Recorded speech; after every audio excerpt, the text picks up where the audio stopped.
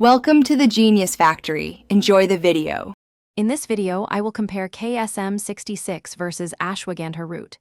Pay attention to potency, extraction method, and dosing to decide which suits your goals. I'll explain how full-spectrum root extract differs from branded KSM 66 and what that means for strength and consistency.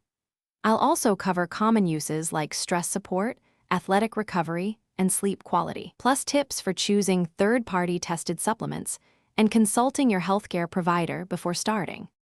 Many people ask which option works better, and the short answer is it depends on standardization and dose. KSM 66 aims for consistent withanolide levels, while root extracts can vary by batch and manufacturer.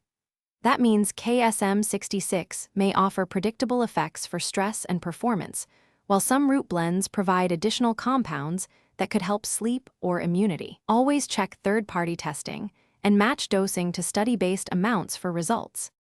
If you're finding this video helpful, please like and subscribe to support more clear comparisons. Quick recommendation: make meal prep easy with leak-proof containers that stack neatly and prevent spills when you're packing supplements and snacks. They're handy for busy mornings and gym days, and they keep portions reliable. Check the description for the link and other deals, and now let's get back to the video. When choosing dose, remember branded extracts usually need lower milligrams to hit target withanolide amounts, while raw root often requires more powder for similar potency.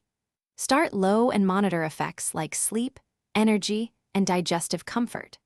Watch for interactions with thyroid or blood pressure medicines and report any unusual symptoms. Choosing products with clear labeling and third-party certificates helps ensure safety and consistent dosing over time.